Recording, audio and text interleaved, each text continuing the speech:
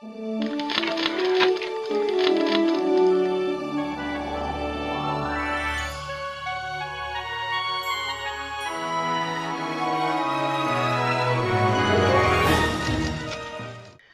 everyone, and welcome to today's SANS webcast. How are cybercriminals threatening security? Highlights from the 2015 Internet Security Threat Report. My name is Keith Nguyen, and I will be moderating today's webcast.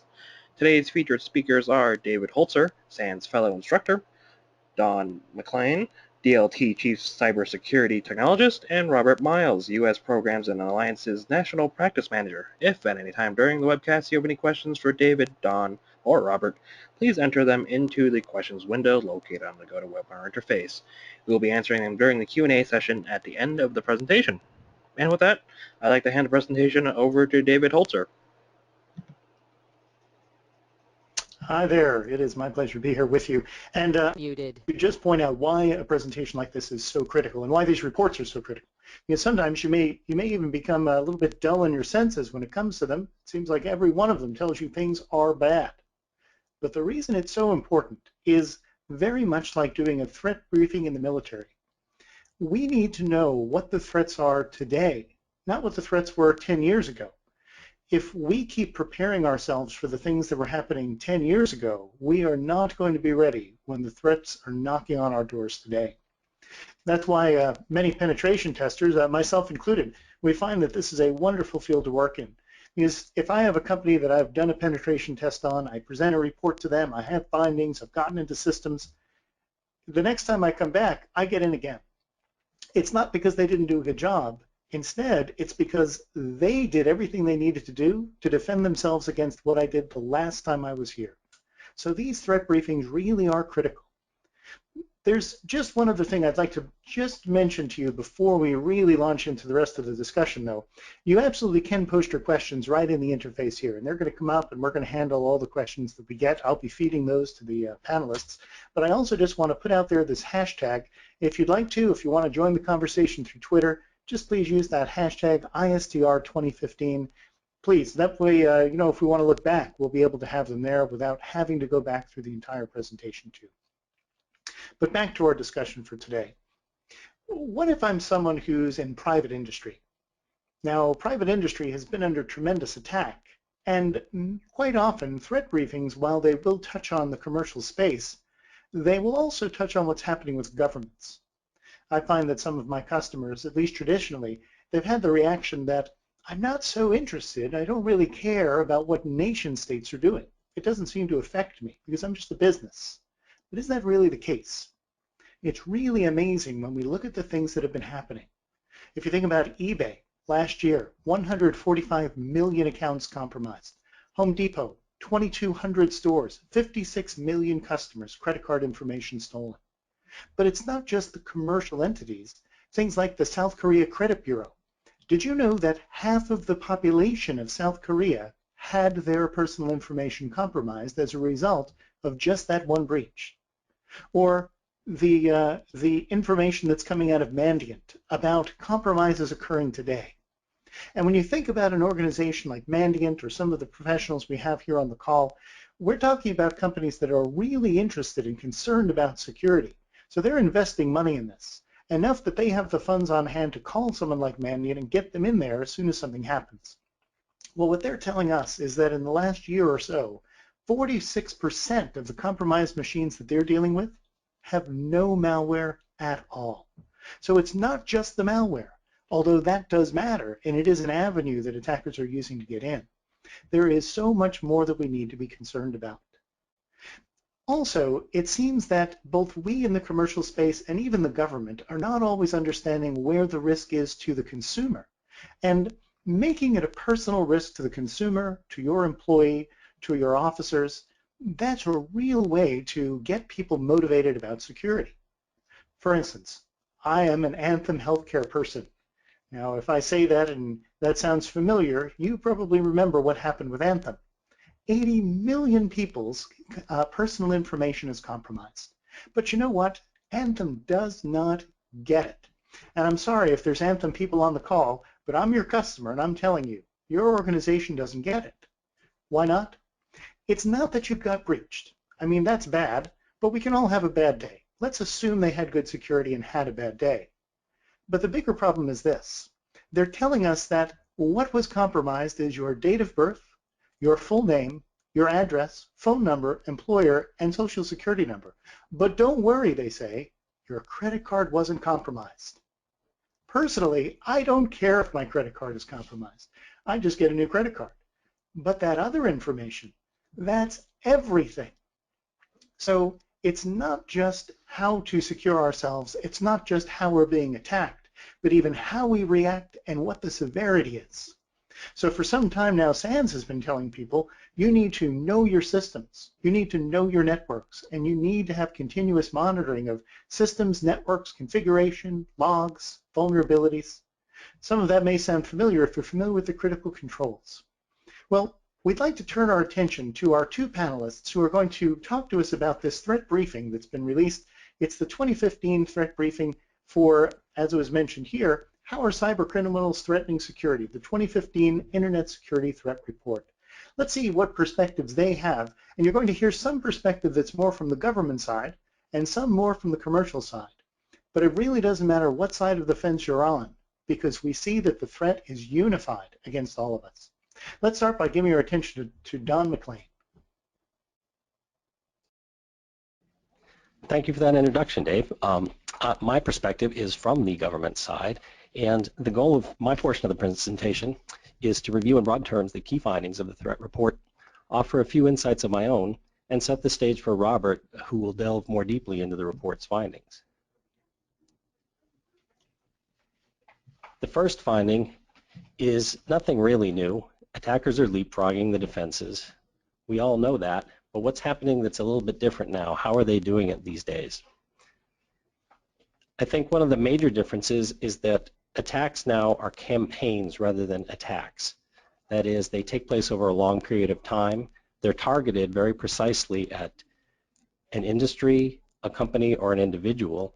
They use multiple vectors, take place in multiple phases, and use multiple techniques simultaneously to achieve their ends.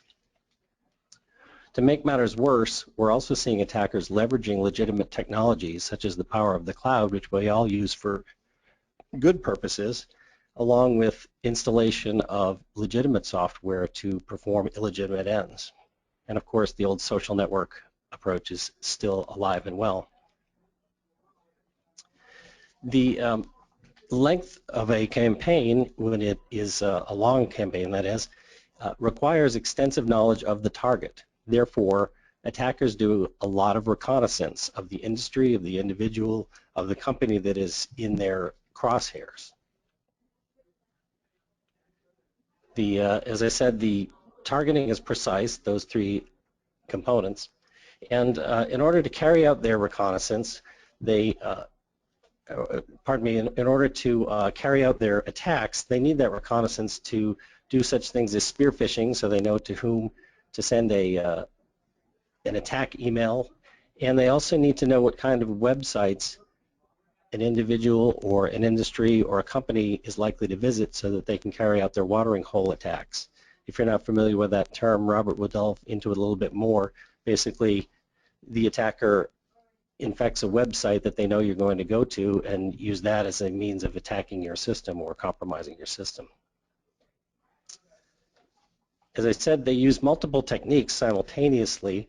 One of the newer methods that Robert will show you is the so-called Trojanized updates, in addition to the two attacks that I've already mentioned.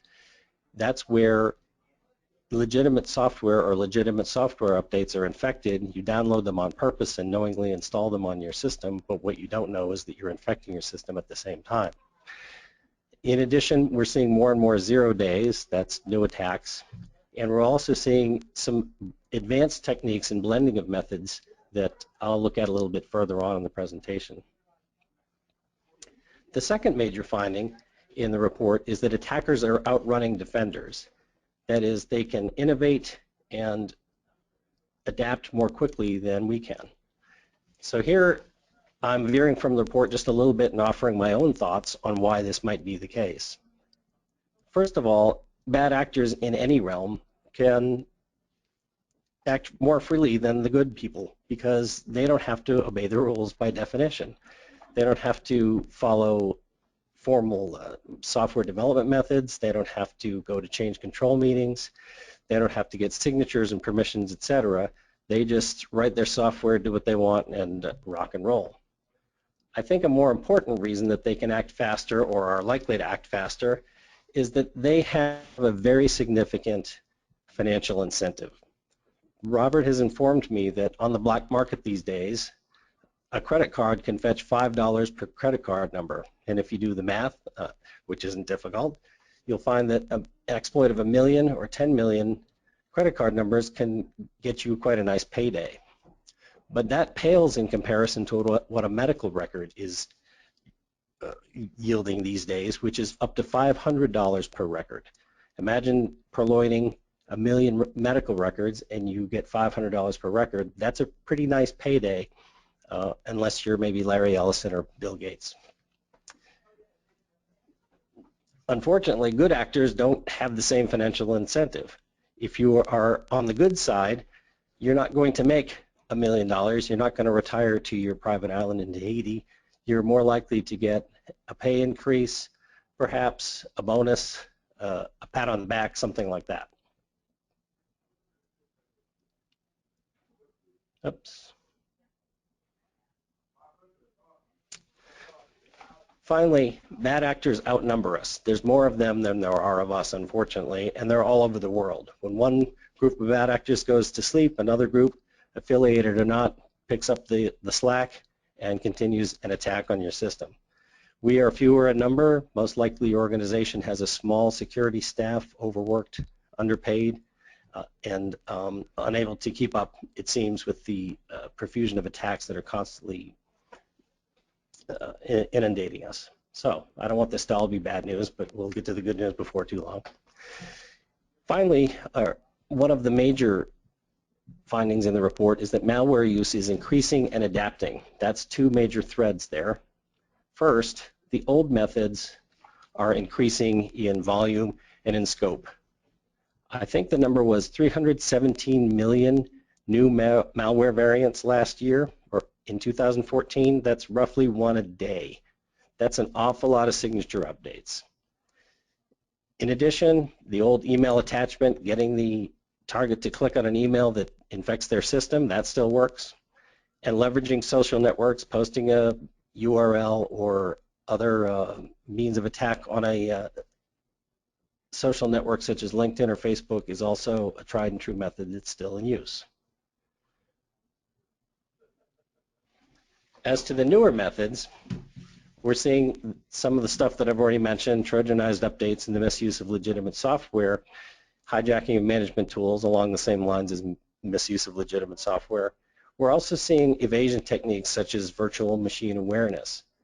One of the means of dealing with malware is to move it to a virtual machine, activate the malware, and then observe its behavior and find a way to eliminate it.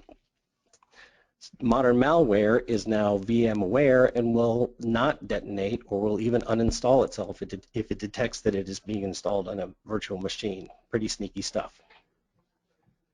There are also customized installs, modular installs that recognize that it doesn't make sense to install this module or that module on the target system, so they're as efficient and small as possible.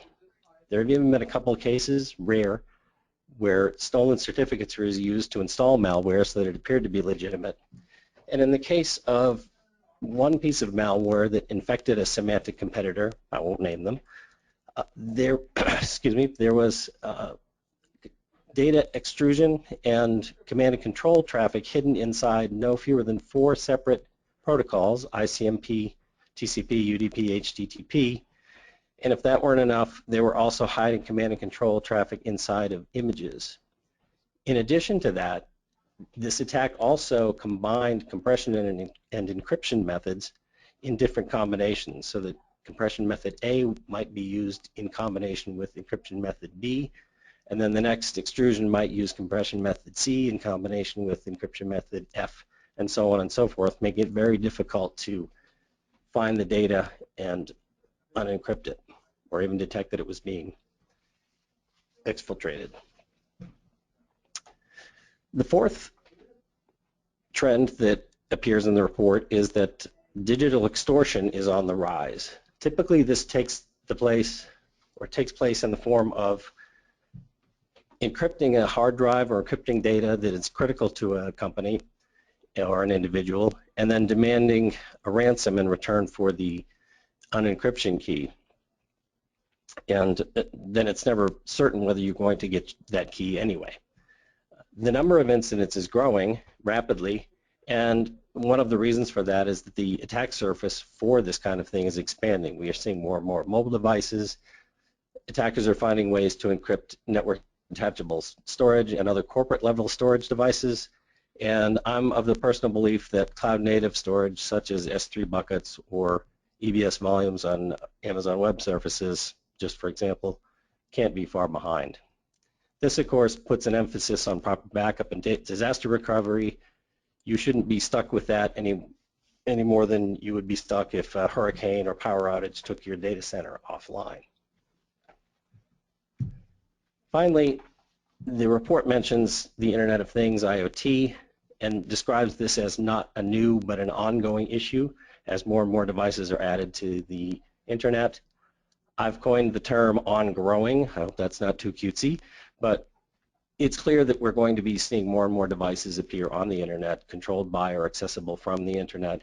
And as each device is added, the security issue associated with that device will grow. So I don't want to be, as David mentioned, all panicky and waving my hands in the air and, oh my God, what do we do? So let's take a look at how we might defend, how we might react, what the good news is. Remember that there are two major streams, the profusion of older methods and also the adaptation and innovation of newer methods. So to deal with the older methods, I would recommend that we focus on the basics. First of all, know what you have. As I mentioned, in my experience is primarily with federal government space, and I'm often surprised at how little a federal agency will know about exactly what they have, their data, their systems, their applications. So first step is to know what you're protecting.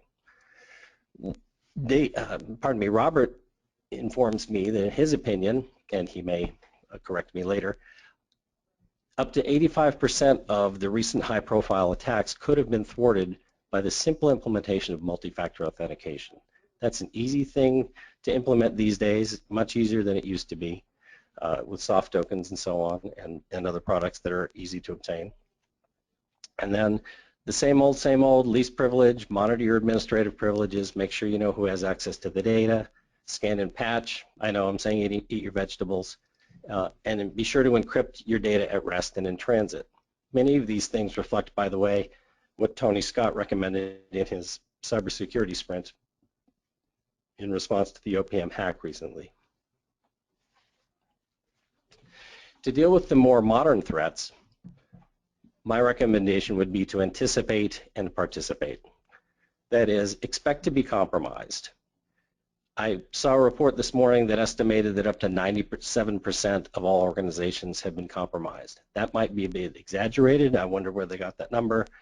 But I'm sure we've all read reports that show large percentages of organizations, government and private sector, have been compromised. I've seen anything from 58% on up to the report that I saw this morning that's 97%.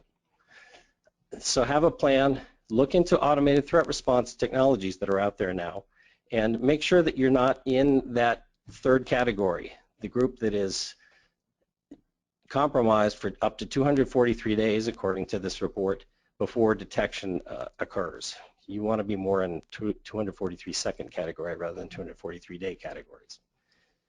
Remembering that we're outnumbered, you can leverage global resources such as Symantec's very vast and comprehensive global intelligence network.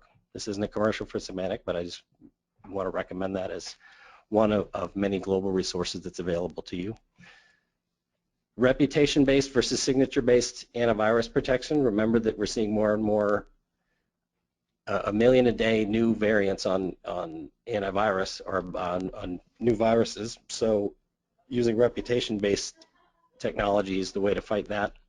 And then finally, know where your data is going. Data loss prevention software and technologies are very, very effective methods in determining where your data is going and who's getting it, so that you can at least detect and respond before it becomes too late. So with that, I will turn over the presentation to my esteemed colleague, Mr. Robert Miles. Well, good morning or good afternoon, everyone, wherever you are. Thank you for joining today. And again, this is the oversight review of what we see from Symantec's perspective. As Don touched on earlier, the global intelligence network that we have is simply the single largest civilian-run threat intelligence network in the world. And it does pick up a lot of things that are seen elsewhere that other companies don't see. Don's already gone over most of the agenda, so we'll jump right into this and start talking. So what's the big change? What has driven us to be where we are today, where we have these massive attacks, where we have all this information being spread? This is a data map, and I like to use this because it relates to everybody on the call, because everybody on the call has been a patient at some point in their life. This data map was drawn in 1997, 1 year after HIPAA. So HIPAA was passed in 1996. They drew this data map in 1997, and here's where we sit today, 13 or 15 years later, of that same patient interaction. So there's a little complexity that's been built into the model. There's a lot of more data sharing. There's a lot more partners that are taking a look at the data, a lot more organizations that have access to the data sources. We'll drop right in and take a look at the first attack that Don referenced, and that's the leapfrogging defenses that are out there. So the watering hole attack is the big one that was been used, and there was a group called the Dragonfly Group. And they targeted people in the energy industry, and they infected websites that catered to people in the energy industry, and then used that information to be able to infect the website, to install malware on their devices, and then download that information as a Trojan back to the organization's infrastructure.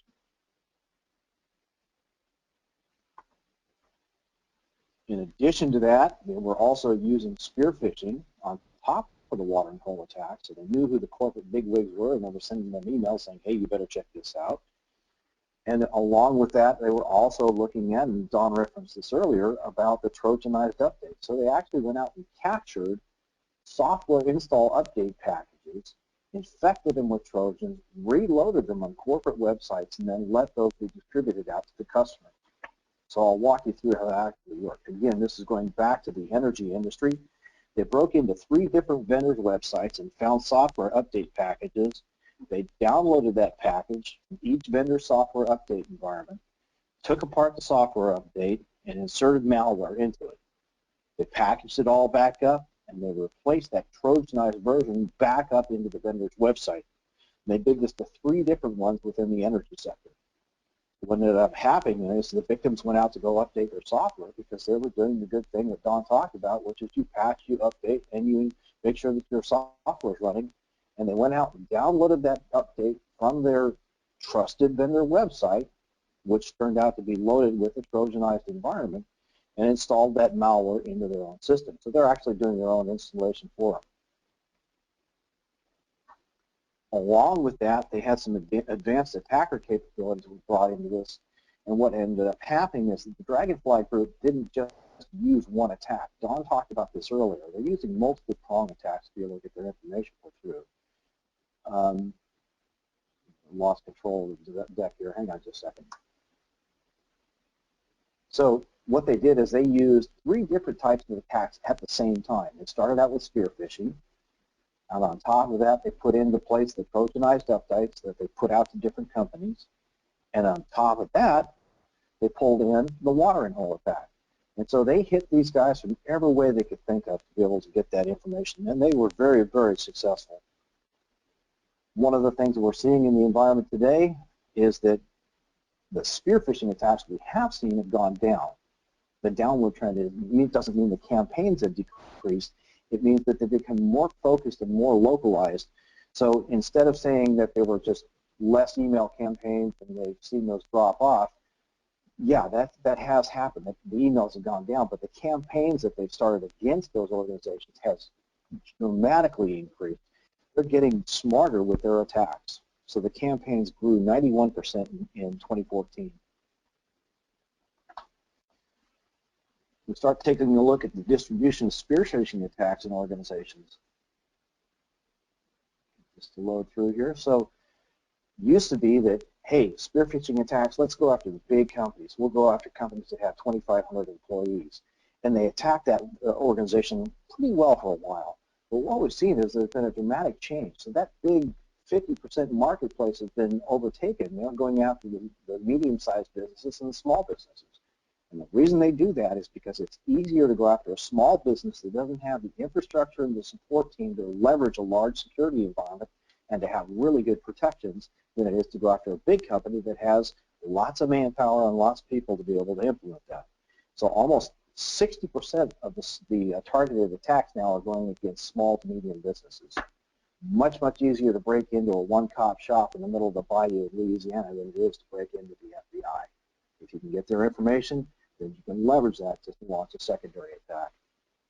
So the ratio that we've got on attacks based on the increase in the size of the organizations, you start seeing in medium business it went from 1 to 1 in 6, and small business 1 to 1.2, 2.2, and they're really seeing the attack. So if you think about this, and here's where Don gets his number, 5 out of every 6 large business in the U.S. has been targeted for an attack.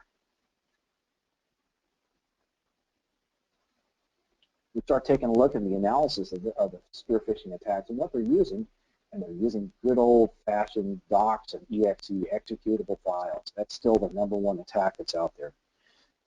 So one of the things that you can do is block your SCR, your screensaver files. You can block your executable files at the mail gateway, and that'll drop about 40% of those targeted attacks that are coming against your organization.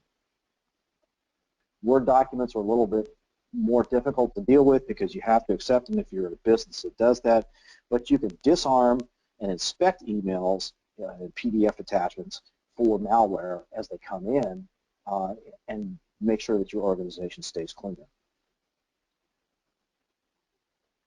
So attackers are definitely moving faster and the defenses are not.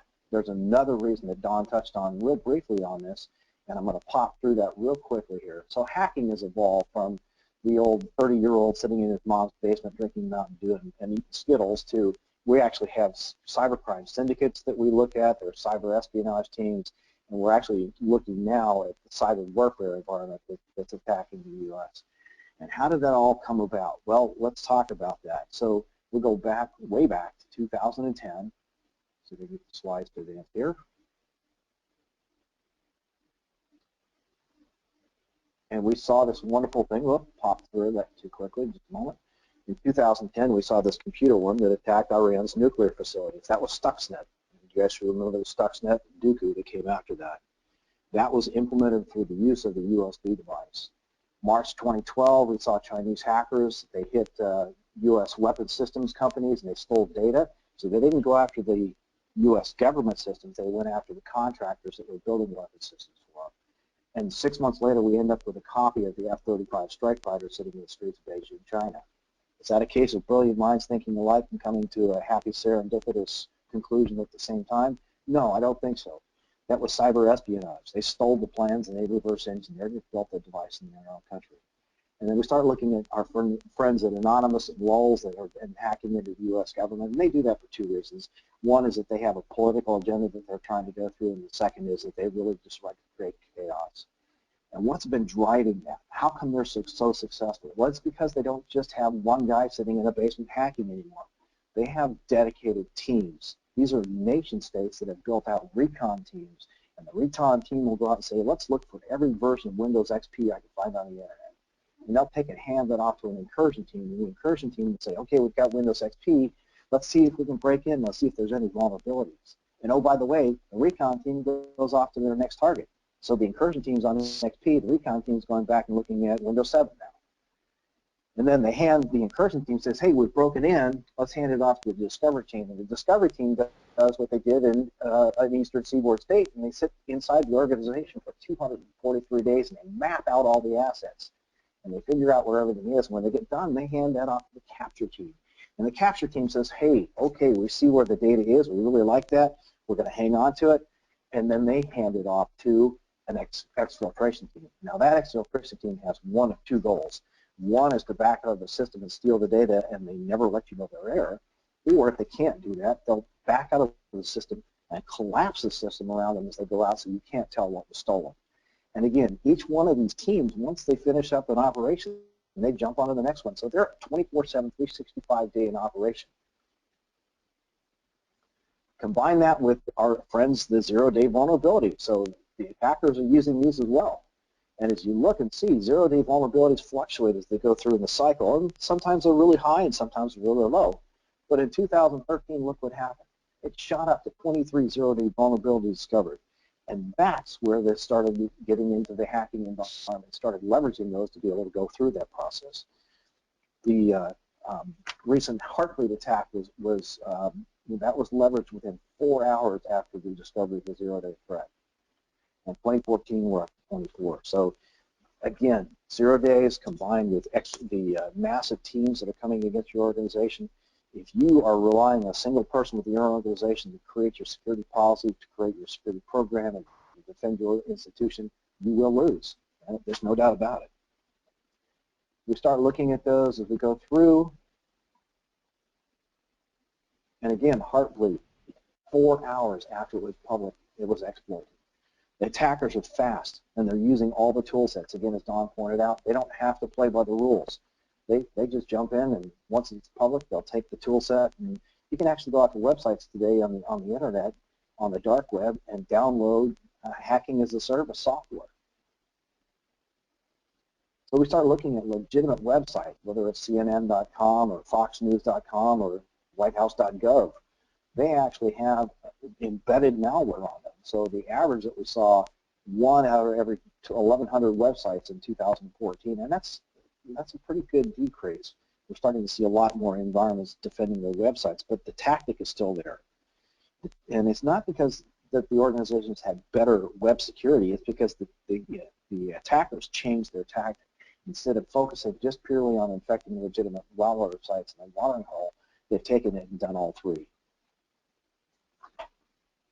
The web-based attacks, again, they're pretty much the same that they have been from legitimate sites for, again, they always have been. They go out and attack the site victim, they install their malware, set it up, and then the user doesn't even have to click on anything. They visit the website, and just by launching the website, the browser does what it's designed to do. It executes code. And they can either run an exploit kit or they can run a zero-day vulnerability. But the fact is that they come back and they come right back into your computer and attack your system. We started looking at the legitimate website vulnerabilities. They're still the same old vulnerabilities we've seen since 1998. That's cross-site scripting, SQL injection, tool sets that are out there that should have been wiped out a long time ago, but unfortunately companies are still putting it into the browser code. And 3 out of the 4 legitimate websites today have vulnerabilities built into them. We started looking at those that are critical, and there's some out there.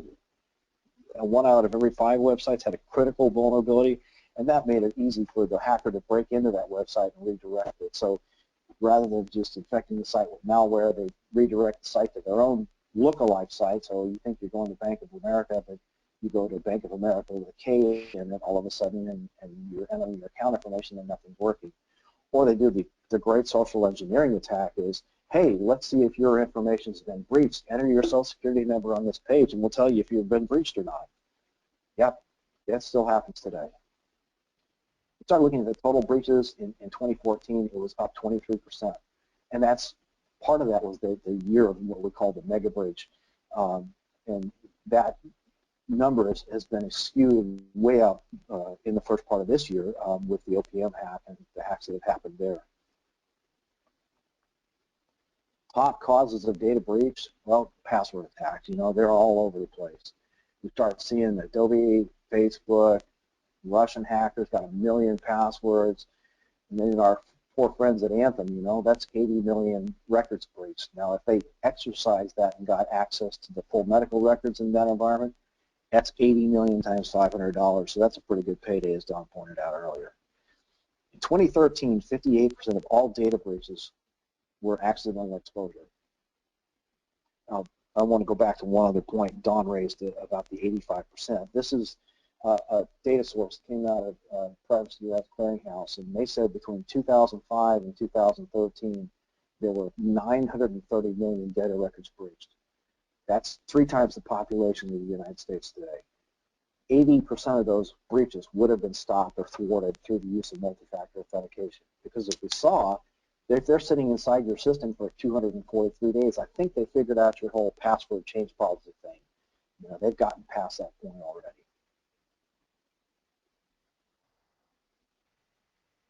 So we go back in and start looking at data breaches. You know, in 2013, it was 58% was accidental exposed data theft or loss of a device, and in 2014, we've seen that number change to where the attackers have increased that, so that 53% is now to 43%. And the attackers are now higher up on that scope. Top 10 sectors that are breached today.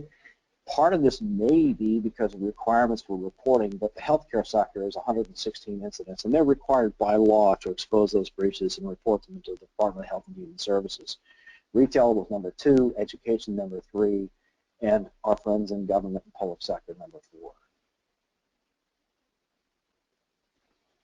Identities exposed in those breaches.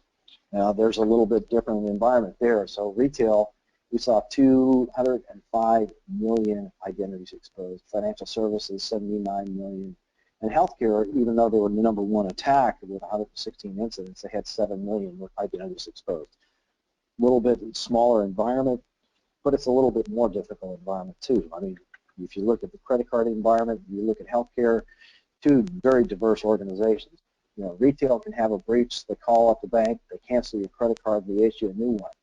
Somebody breaks into a healthcare organization, steals your medical identity, you don't get a new health record. Electronic health records are forever records. You only get 1, and that's 1 per person. So it makes it a lot more difficult when you get into that environment. A little bit more on that. So credit cards easily swapped out, replaced. You can get a very short-lived value on that. Health records, that's a much longer term environment. And there's actually a warning that came out by the FBI saying that, hey, the healthcare sector is vulnerable to high level attacks. You need to take further actions. And unfortunately, we're just not seeing that across the industry as a whole. A little bit more on our friend digital extortion. So that's ransomware, crypto locker, things that we're seeing out there in the environment. With the 113% increase in 2013. And the sad thing is that this is not happening once to a company. It's happened 3, 4, 5, and 6 times. We've seen a lot of it in law enforcement, a lot of it in banking industry. And the scary part is that they're starting to apply that now because of the Internet of Things to the medical industry. And so if you start thinking about, hey, how does that really affect the medical industry? Well, if they can get a hacker in and they can ransomware and encrypt, say, a $4 million MRI that's sitting inside of a hospital, how much is that hospital willing to pay to get that MRI unlocked and put back into service? That evolution has been growing pretty quickly. We start seeing it, you can see the geometric climb in ransomware and the evolution that they go through the process. And they like to use great labels like the FBI, Department of Homeland Security. They send you a notice that says, hey, your computer's been locked, and if you go down here and go to Bitcoin or PayPal or Cashback, you can go out and buy a money order, money point. You just put the code in there for the money, and it's electronically transmitted, and they will, quote unquote, unlock your account. Sometimes yes, sometimes no. And here's another shot from a money pack environment. So, you know, put in your $300 US to unlock your computer, put in the money pack number, and there's a timer on there saying it's ticking down, you're going to have to rush, move fast, and it's a pretty good scare tactic. But they do. They're very successful at it, and they keep doing it. So the future that we see in ransomware, it's going to continue. They found a good target. They found that they can lock down medical files. Legal firms, hospital environments, doctors' offices, you know, everybody's a target, and they've actually looked at now and have been able to go in and attack NAS drives and smartphones as well. Map drives, attached storage, and cloud storage is if it's mapped as an attached environment, they're going after that too. The thing that we're seeing in the environment is, as I said before, it's not just being done for profit, it's also being done for hackers. There's a hacker shut down the Oakland Police Department environment. We're seeing operators pay off again 3 and 4 times, and it's, sometimes they unlock it, but you start looking at these are the agencies that are entrusted to protect the United States, and they're prime targets for hackers out there. So, Internet of Things. It's not a new problem. It's an ongoing one. 2 very diverse subjects on the screen here in front of you. One is a Nest thermometer. The other is a GE jet engine. Nest thermometer was put into a research lab. It was monitored for 30 days, and in 30 days, it uploaded 32 megs of data to the Google mothership. Data like the size of the home, who the contractor was that heated or cooled the home, what type of device, whether it was gas or electric, was used to heat or cool the home, where the home was located, whether it was in a hot environment or cold environment, and more importantly, when the homeowner was there and when they were gone. So if the house was in a hot environment, the homeowner left to go to work, the house turned off the air conditioner, the temperature in the house came up, and then when the homeowner comes home, the thermometer learned that at 4 o'clock I'm supposed to turn the air conditioner on because my owner's coming home, and they walk in and the house is nice and cool. So they know that they can watch the spikes in the heat and cooling environment to tell when the homeowner's there. So if somebody wants to break into your house, they're not going to come when you're there. They're going to come when there's nobody home. The device on the right-hand side there, the GE jet engine, they have run continuous diagnostics monitoring programs for a long time. And in this particular case, a jet engine like this will generate 500 gigs of data per day.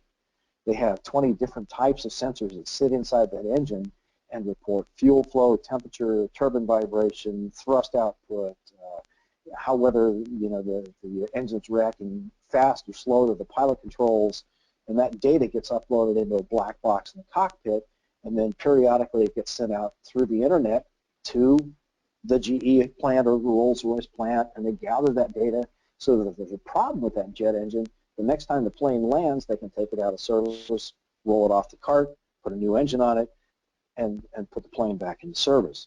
Interestingly enough, the Malaysian 777 jet that disappeared, this was the last device on that plane that was reporting as that plane disappeared, was the jet engine diagnostics. We start looking at the Internet of Things. Average device itself has about 25 vulnerabilities that we see in the marketplace today.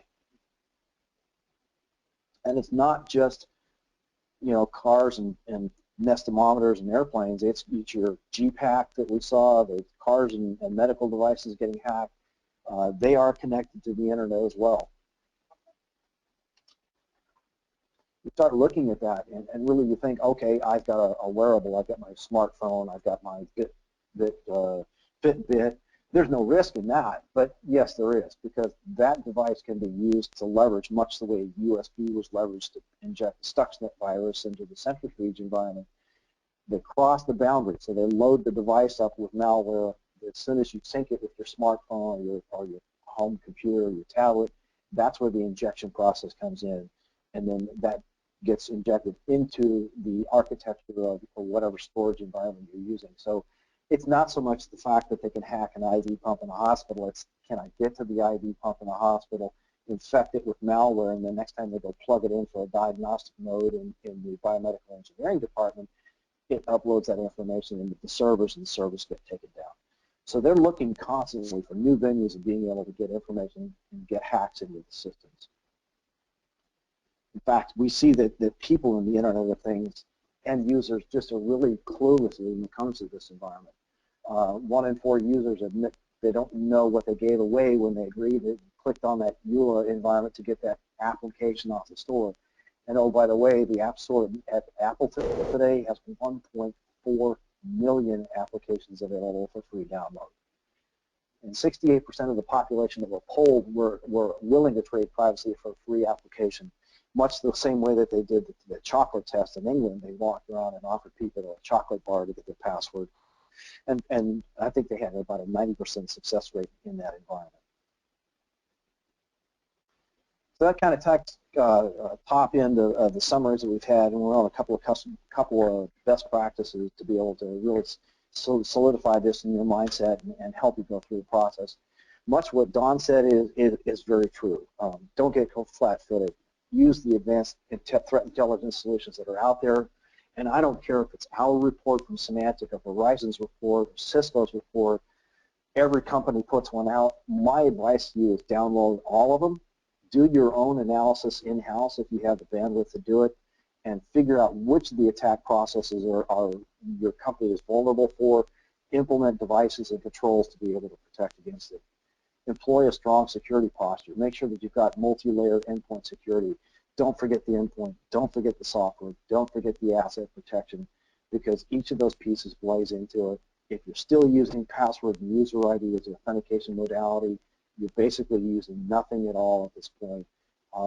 Those are cracked and broken in little as 30 seconds out there in the internet with the power of computers today. So attackers are sitting inside your systems for 243 days. They've got the password and user ID part figured out.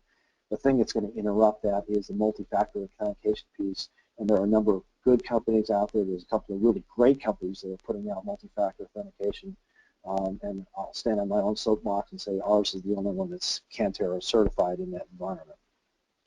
Make sure that you are preparing for the worst. Make sure that you do have a breach response plan, that you've exercised that breach response plan and set it in motion, that you've tested it, that you know who to get engaged, that you have the practices documented so that when something does happen that's bad, that you're prepared for it and you're not just sitting there caught flat-footed.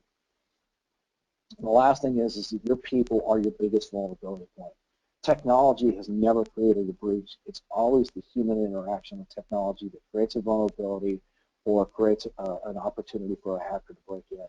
The phishing, the, hey, send me your password, I'm from tech support, we need to reset it. Simple social engineering skills that are still going on.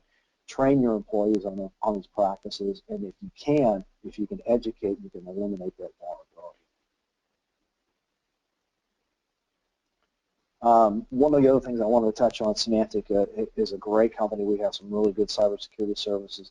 It's no longer about having the best email filter or having the best firewall or having a good SIM tool inside your environment.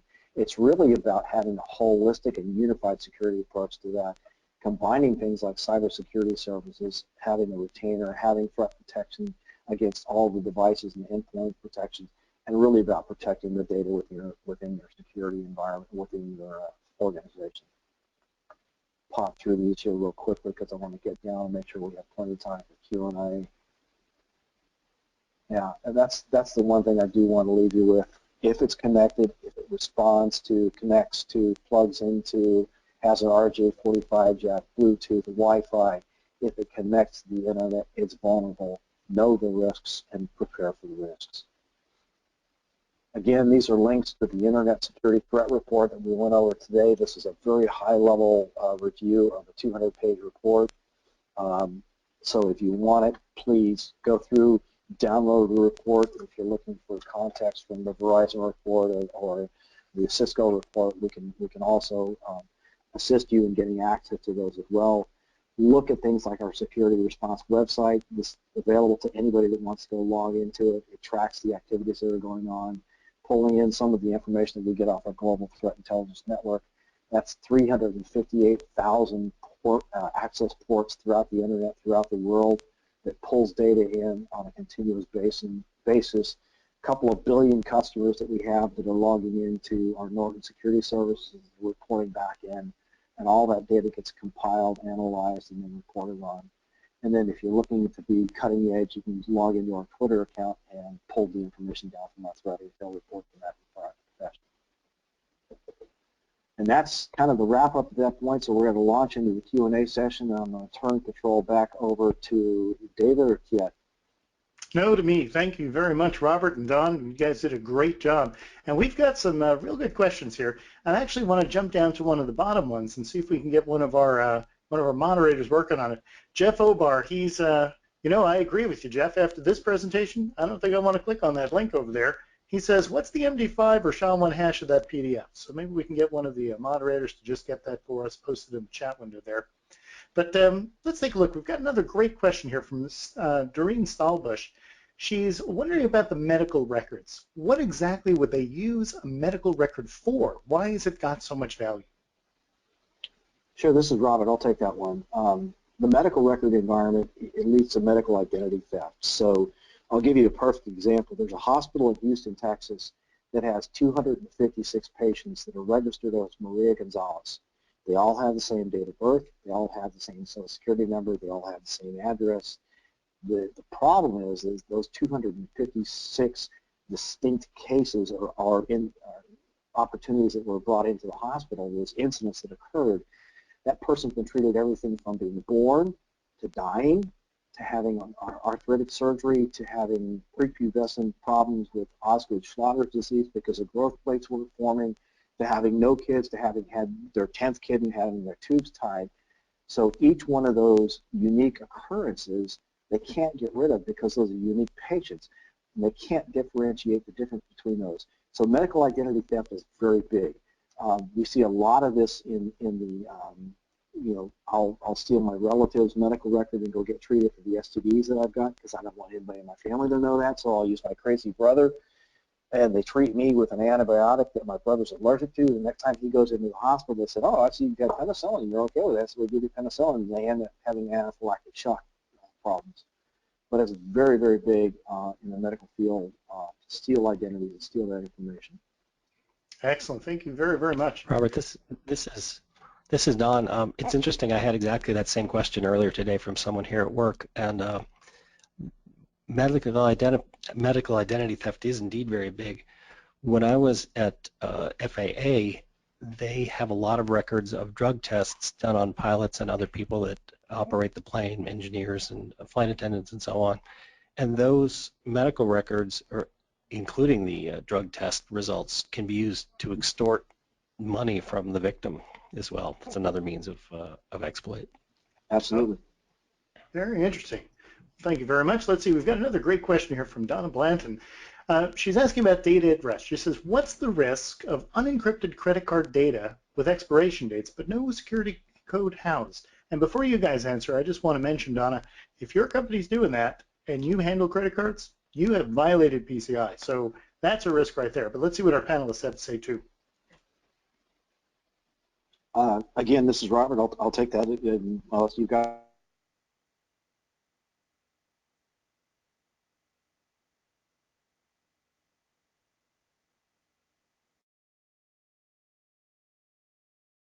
that dictated that they were supposed to encrypt all of their internal data at rest. The OPM hack occurred because the user was able to break into the system and get access to that unencrypted data and exfiltrate that file. Muted. So in that hack as well, they started out with 1 million users on the first time. It ended up going up to 21 million users on the second breach. And personally, I have an SF86 in that system, and I had 14 people on my form. So the real number on that OPM breach is probably around the 275 million exposures because they only counted the forms. They didn't count all the people on them. But the risk in that is I really don't need an expiration date. I really don't need a CVV code. If I can get that number, I can clone that. I can use it online. Some transactions don't ask you for a CVV number. Some only ask for the last 4 digits on the credit card because, they'll do what they can to be able to get money out of folks. So the reality is, if you're not protecting the data, if it's not protected at rest, it becomes vulnerable.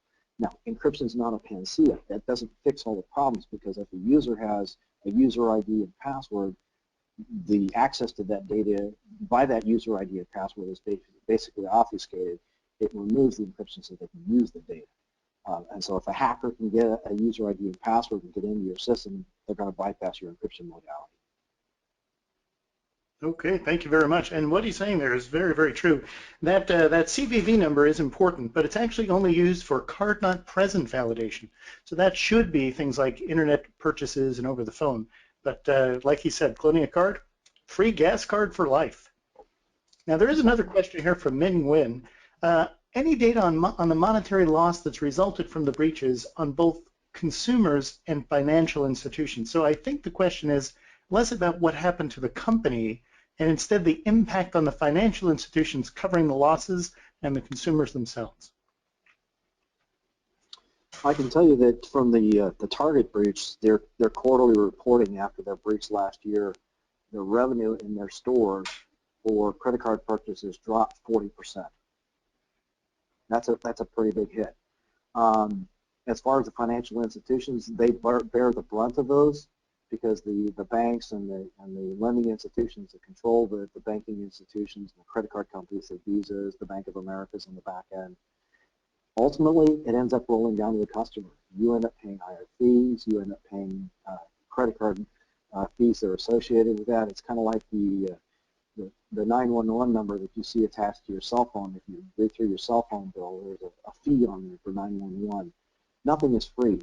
Ultimately, the consumer ends up paying for it. I don't think anybody's gone back and done a full assessment of the scope of that and seen what the impact is. I'm sure somebody inside has, but I don't think they've released that information out. No, okay. I would agree with that. I'm not aware of someone who's done that either. I do have another question or two here. Let's see, for Don particularly, have you come across any really effective ways to incentivize defenders? I was thinking about what you were talking about with the difference between the attackers and the defenders, what the payoff is. So good ways to incentivize the defenders.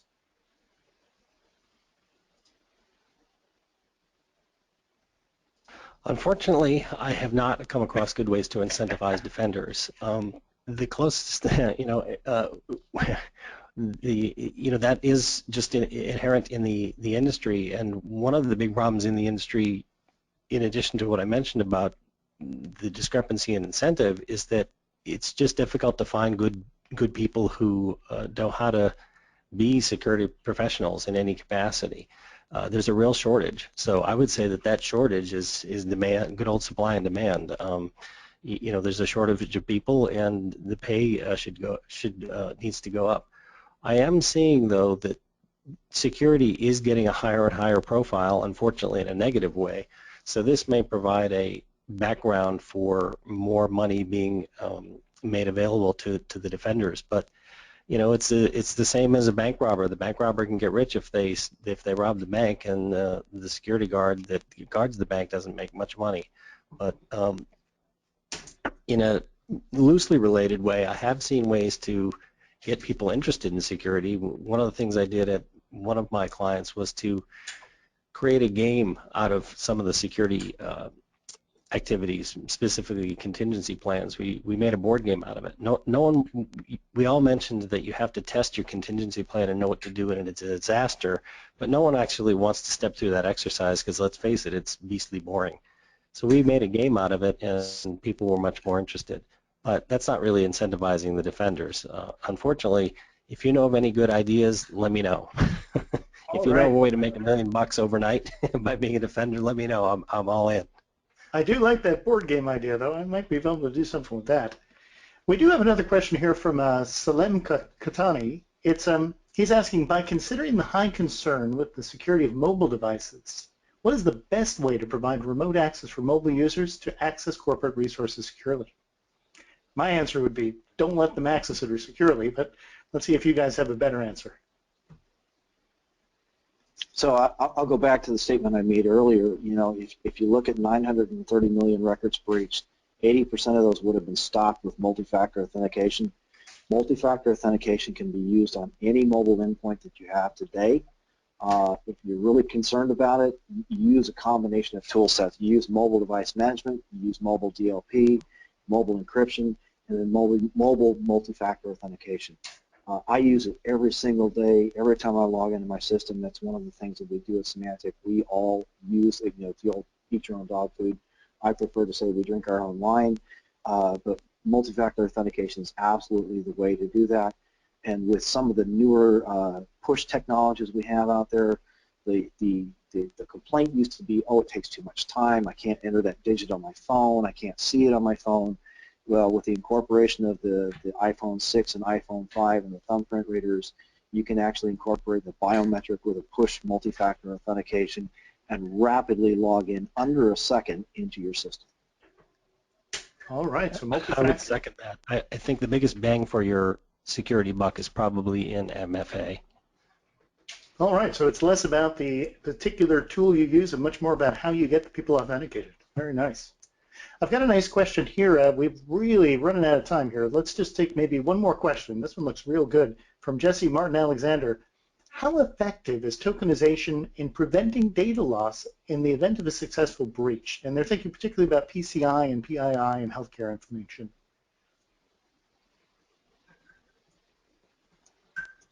So I'll take that. Tokenization is a part of it if you're referring to the multi-factor authentication piece. But the larger picture on that is encrypting your data in your backend systems, and then if you're expecting or if you're anticipating exfiltration of the information, then it's data loss prevention. And a good data loss prevention kit, if you will, an implementation of that starts with data governance. So within your own organization, you have to know how your data is classified, whether it's sensitive, whether it's public information, or whether it should never be released, secret information, if you will. So you start with data governance, you start with data classification, you layer on top of that a good data loss prevention program that's holistic and based on the server and the endpoint, and that's really where the value comes in. Very good. It gets back to one of my first basics, which is know what you have. You know exactly where your data is, where it's supposed to go, and how sensitive it is. And also, if you have data that is in places that it doesn't belong, comments fields in databases are notorious for containing all kinds of PII that's not supposed to be there. Yeah, very good. And I really like that other answer too, because we all do data classification, but I haven't heard someone refer to it as data governance. I think that's an outstanding way of looking at it, because it really is a matter of governance in a business. We are about out of time, though, so I'm going to suggest that if you've got some more questions, maybe we can get our panelists, if they've got some time, to hop on Twitter, check their account, and look for that hashtag for any other questions you've got. But we're going to turn it back over to our moderator, and he's going to wrap up our session. Unmuted. Thank you so much, David, Don, and Robert, for your great presentation, and to DLT and Symantec for sponsoring this webcast, which helps bring this content to the SANS community. To our audience, we greatly appreciate you listening in. For a schedule of all upcoming and archived SANS webcasts, including this one, you can visit sans.org/webcast. Until next time, take care, and we hope to have you back again for the next SANS webcast. Muted. Thank you.